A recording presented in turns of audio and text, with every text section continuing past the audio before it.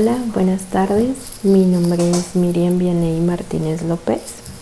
A continuación, mi equipo y yo les vamos a exponer el capítulo 10 que habla sobre la excitación rítmica del corazón de la bibliografía Fisiología Médica de Guyton y Hall. El corazón humano se autoexcita y se contrae aproximadamente 100.000 veces al día, es decir, 300.000 millones de veces en la vida media humana. Este es un sistema que va a funcionar de la siguiente manera. Como primer punto, va a generar impulsos eléctricos rítmicos para poder iniciar la contracción rítmica del músculo cardíaco. Como segundo punto, los estímulos son conducidos por todo el corazón rápidamente. Las aurículas se van a contraer aproximadamente un sexto de segundo antes de que los ventrículos inicien el proceso de contracción. Esto va a permitir que los ventrículos se llenen antes de que estos puedan bombear la sangre a través de los pulmones y de la circulación periférica. También al mismo tiempo va a permitir que todas las porciones de los ventrículos se contraigan simultáneamente para poder tener una presión más eficaz en la cavidad ventricular. Este sistema se puede lesionar en cardiopatías, es decir, puede ocurrir una isquemia de tejidos cardíacos por la disminución del flujo coronario, pero esto a su vez va a tener consecuencias. ¿Cuáles son esas consecuencias? Bueno, las consecuencias son se va a producir una alteración en el ritmo cardíaco con frecuencia, una secuencia anormal de contracción en las cavidades cardíacas o una alteración en la función de la bomba del corazón. Incluso se puede llegar hasta la muerte. Pasando a la siguiente diapositiva. Podemos ver el siguiente subtema, que es sobre el sistema de excitación especializado y de conducción. Bueno, ¿para qué es este sistema? Este sistema es para controlar las contracciones cardíacas.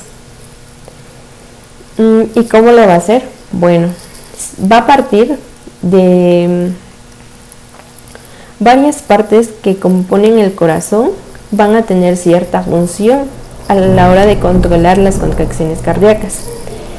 Como primero podemos apreciar que decimos que es el nódulo sinusal. Bueno, ¿por qué es este? Porque ahí se va a generar el impulso rítmico normal. Las vías internodulares. Bueno, estas van a conducir impulsos desde el nódulo sinusal hasta el nódulo auriculoventricular. En el haz ventricular se van a conducir los impulsos que vienen desde las aurículas y van a ir hacia los ventrículos. Tenemos también la rama derecha e izquierda del haz ventricular. Estos van a conducir los impulsos de las fibras de Purkinje, que a su vez estas fibras van a conducir los impulsos cardíacos por el tejido de los ventrículos. Bien. Ahora hablemos del nódulo sinusal. ¿Qué es el nódulo sinusal? Es una banda elipsoide aplanada y pequeña de músculo especializado. Esta va a medir 3 milímetros de ancho, 15 milímetros de longitud y 1 milímetro de grosor. Esta banda se va a encontrar en la pared posterolateral superior de la aurícula derecha. También podemos apreciar en la imagen que está en la desembocadura de la vena cava superior. Sus fibras no poseen filamentos contráctiles y miden de aproximadamente de 3 a 5 milímetros de diámetro cada fibra. Bueno, las fibras del nódulo sinusal se van a conectar directamente con las fibras musculares auriculares.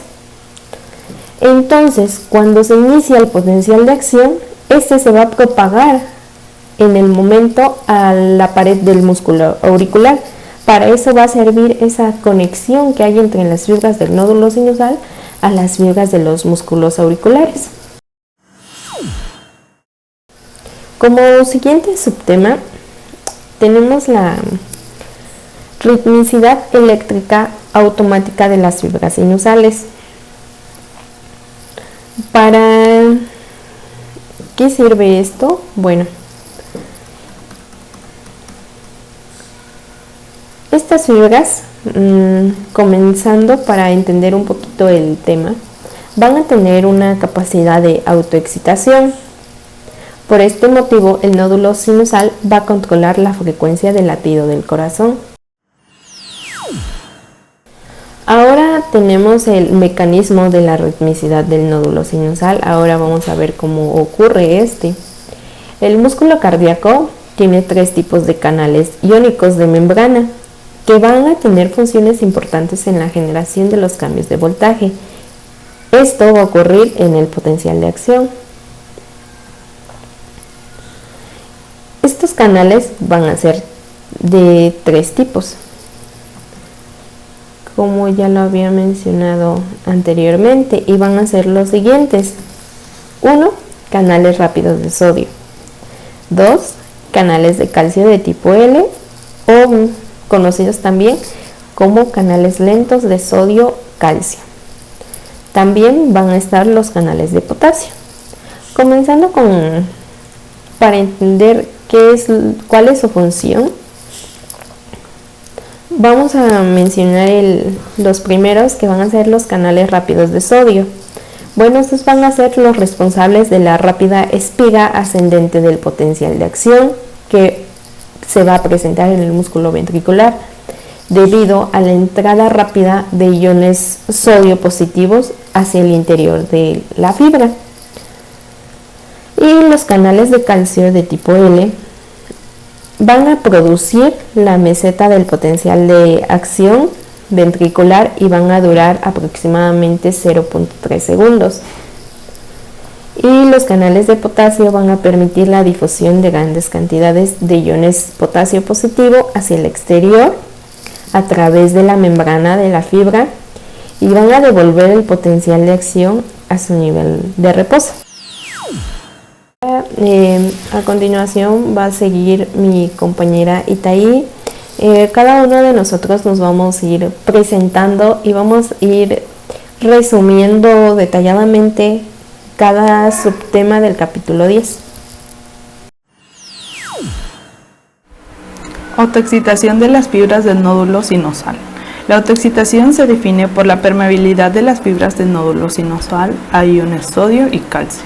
El aumento de concentración de iones sodio en el líquido extracelular de la fibra nodular y el número de canales abiertos hace que los iones sodio positivos se desplacen al interior. En cada latido, la entrada de los iones sodio produce una elevación lenta del potencial de membrana en reposo con dirección positiva, como se muestra en la gráfica. Cuando el potencial llega a menos 40 milivoltios, los canales de sodio y calcio se activan produciendo el potencial de acción. Estas fibras no permanecen despolarizadas gracias a 2 sucesos. 1. La interrupción del flujo de entrada de iones positivo calcio y sodio. Y 2. Que al mismo tiempo la difusión de iones potasio positivo se va al exterior. El término hiperpolarización hace referencia a que los canales de potasio permanecen abiertos un poco más de tiempo y mantienen el movimiento de cargas positivas al exterior, para así tener una negatividad en el interior. Vías internodulares y transmisión del impulso cardíaco a través de las aurículas. Los potenciales de acción que se originan en el nódulo sinusal viajan a las fibras musculares auriculares y el potencial de acción se propaga por toda la masa hasta llegar al nódulo auriculoventricular con una velocidad de 0.3 metros sobre segundo y de 1 metro sobre segundo en pequeñas bandas de fibras auriculares. Nódulo auriculoventricular y retraso de la conducción del impulso desde aurículas a ventrículos. El impulso no viaja tan rápido de aurículas a ventrículos. Esto da tiempo para que las aurículas vacíen su sangre hacia los ventrículos antes de la contracción ventricular. Este impulso llega al nódulo auriculoventricular 0.3 segundos después de su origen. Después hay un pequeño retraso de 0.09 segundos en el nódulo auriculoventricular antes de que el impulso entre a la porción penetrante del haz auriculoventricular. Por último, se da un retraso de 0.04 segundos en el haz.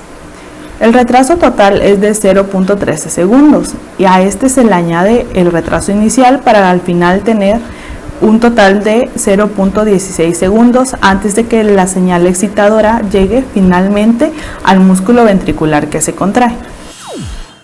Causa de la conducción lenta. La conducción lenta de las fibras transicionales, nodulares y penetrantes del haz auriculoventricular está producida por la disminución del número de uniones en hendidura entre células sucesivas de las vías de conducción. Hola, buenas noches. Mi nombre es Luis Alfredo Hernández López y voy a explicar el tema de la transmisión rápida en el sistema de Purkinje ventricular. Como veréis en la pantalla, las fibras de Purkinje especiales se dirigen desde el nódulo auriculoventricular a través del haz auriculoventricular hacia los ventrículos.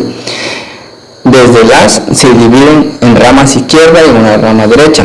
Y cada una de estas ramas se dirigen hacia abajo, hacia la punta de los ventrículos, dividiéndose progresivamente en ramas más pequeñas, hasta llegar a las fibras musculares. Cabe destacar que son fibras muy grandes y que transmiten potenciales de acción a una velocidad entre 1,5 a 4 metros por segundo y que solo permiten la contracción anterograda, es decir, desde las aurículas hacia los ventrículos, excepto en estados anormales. Bueno, como conclusión, el impulso cardíaco en promedio en un corazón sano es de aproximadamente 0,06 segundos. Gracias. Como ya hemos visto, el impulso normalmente se origina en el nódulo sinusal a una frecuencia cardíaca de 70 a 80 veces por minuto, pero en algunas ocasiones no ocurre exactamente así.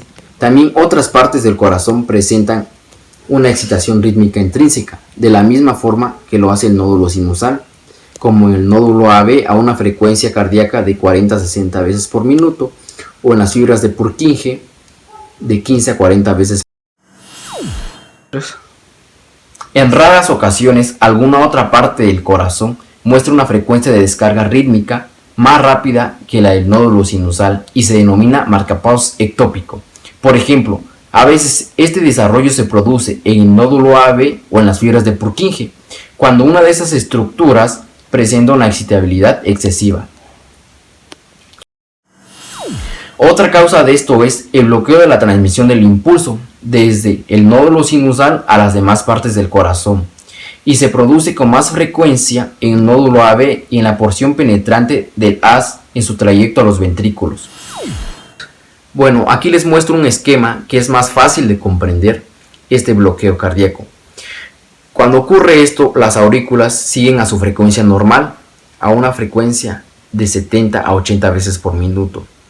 Y después de 5 a 20 segundos, en los ventrículos aparece un nuevo marcapasos en el sistema de Purkinje, a una frecuencia de 15 a 40 latidos por minuto. Pero en los primeros 5 segundos del bloqueo, la persona se desvanece debido a la ausencia de flujo sanguíneo cerebral.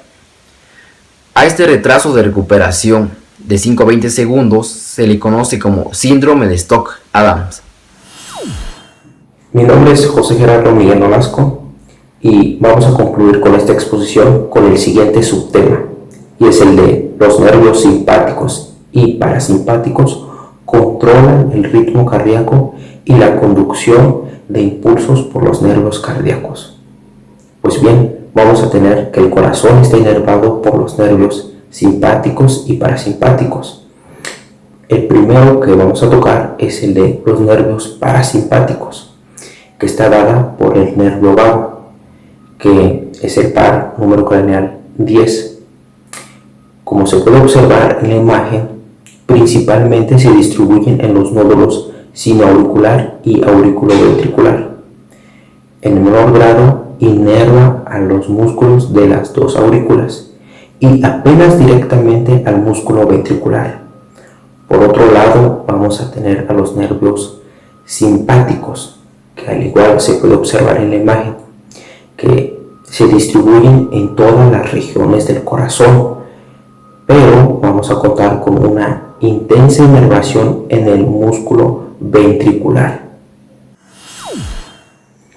Desglosando el subtema, tenemos la estimulación parasimpática vagal, ralentiza el ritmo de la conducción. Y vamos a tener que la estimulación parasimpática es dada por los nervios vagos, como ya lo hemos mencionado. Y esta a su vez hace la liberación de la hormona acetilcolina, que va a ser liberada en las terminaciones nerviosas. Esta hormona tiene dos efectos principales en el corazón. El primero es que reduce la frecuencia del ritmo del nódulo sinusal, y el segundo es que reduce la excitabilidad de las fibras de la unión AB entre la musculatura auricular y el nódulo AB. De esta manera, lo que se consigue es el retraso de la transmisión del impulso cardíaco hacia los ventrículos. Prosiguiendo con las diapositivas, vamos a tener que una estimulación débil vagal reduce la frecuencia hasta por debajo de la mitad. Por lo contrario, una estimulación intensa o bien puede interrumpir completamente la estimulación rítmica del nódulo sinusal, o puede bloquear completamente la transmisión del impulso cardíaco desde las aurículas hacia los ventrículos a través del nódulo AB. El libro también nos menciona que en cualquiera de los dos casos las señales ya no se transmiten hacia los ventrículos. Y aquí pasa algo realmente interesante. Los ventrículos pueden dejar de latir durante 5 a 20 segundos, pero en alguna área pequeña de las fibras de Purkinje presenta un ritmo propio y genera la contracción ventricular de una frecuencia de 15 a 40 latidos. A este fenómeno se le conoce como escape ventricular. Llegados a este punto, nos gustaría explicar el mecanismo de los efectos vagales, es decir, cuál es la explicación, el del por qué funciona. Entonces vamos a tener que al principio la acetilcolina es liberada en las terminaciones nerviosas, lo que aumenta la permeabilidad del ion potasio. Esto permite la salida del ion potasio. Este proceso da lugar a una electronegatividad que se denomina como hiperpolarización. De esta manera, lo que se logra es que la membrana sea mucho menos excitable. Pues bien, ya para concluir con nuestra exposición, veremos cómo la inervación simpática produce el aumento del ritmo y la conducción del corazón. La estimulación de los nervios simpáticos producen efectos principalmente distintos o contrarios a las de una inervación vagal, y los hemos descrito en los siguientes 3 puntos, y es que aumenta la frecuencia de descarga del nódulo sinusal. El segundo, aumenta la velocidad de conducción, y como tercer punto, aumenta la fuerza de la contracción de toda la musculatura cardíaca. Otro dato que nos menciona el autor es que la estimulación simpática aumenta la actividad global del corazón, y vamos a tener que la estimulación máxima casi puede triplicar la frecuencia del latido cardíaco y puede aumentar la fuerza de la contracción del corazón hasta 2 veces. Y ya por último, para finalizar, mencionaremos el mecanismo por el cual funciona, ya que como pueden observar, hemos puesto en la parte superior la hormona noradrenalina. La estimulación de los nervios simpáticos libera la hormona noradrenalina, que a su vez estimula a los receptores beta-1 adrenérgicos. Se piensa que aumenta la permeabilidad de la membrana de las fibras a los iones sodio-calcio. Y pues bien, de esta manera concluimos nuestra exposición.